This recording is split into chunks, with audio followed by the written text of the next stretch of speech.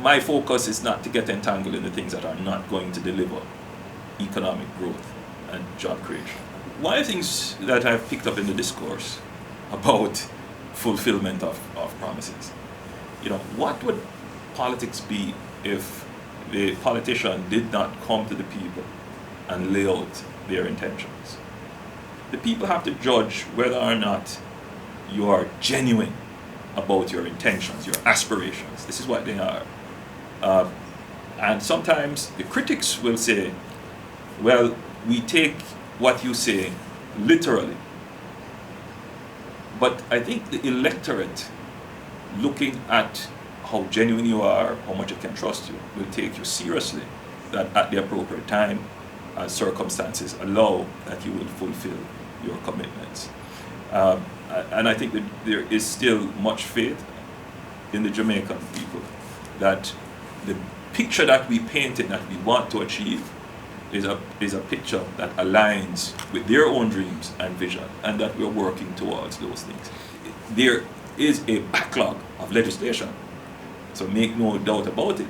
The problem is that the priorities keep changing.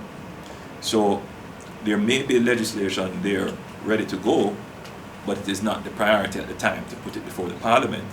What is taking priority over everything else are those pieces of legislation that impact on the IMF program and other agreements that we have for economic growth and job creation. And so the other items tend to get shelved.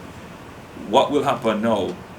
Crime and handling the crime issues are now a priority, and these issues are tied now into our IMF program. And so you're going to see more legislative measures coming that will deal with crime, which may place other legislative commitments further down the line. But Parliament also has a limit to what it can do. We meet once a week. We are seriously considering that we may have to increase that. The issue of fighting crime is a serious one.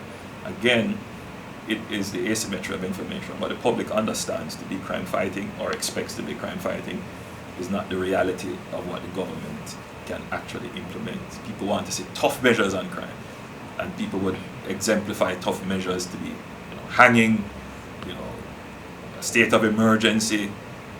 But if you step back from those emotional responses, you realize that we have tried those before and we have gotten into problems.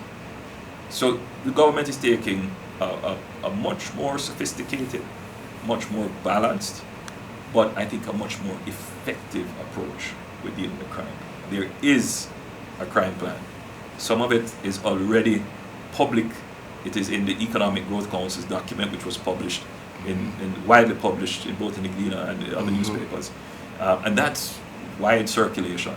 So you will see some points of the crime plan that are there, which are also a part of the IMF agreement. For the first time, we have placed the crime fighting plan in the IMF agreement. That's one element of it. There are other elements to come, which have to do with the powers that the police will have, the powers that already exist, but which we are giving policy directions towards, and in terms of the provision of resources. And we had to bring some of those measures forward, which is what we did a few weeks ago, because there was a spike which was creating a certain level of uncertainty, which is never good in a country. So we responded, and those two responses have actually had a significant impact to date. So if you look at the simple thing, such as focusing on removing tints to allow full inward view of a motor vehicle that is a public passenger vehicle, the police on a daily basis is now interacting with the taximen, and they have been given strict instructions that it must not be disrespectful, right? That they must respect the taximen as hard-working citizens of Jamaica and win them over as their eyes and ears in the fight against crime. And so it is working. They are interacting with the taximen, but that interaction is closing off an avenue that criminals had in moving around. Can you give a commitment that any fight against crime, you would not be one to trample on the rights of Jamaicans have been recommended by This is why we have taken the time as I said, to be far more sophisticated in how we approach this.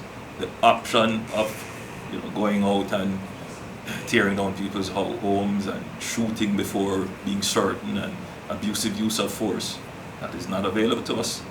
And for me as a person, as an individual, that is not within my character. And therefore, as leader of this country, that would never happen under my watch.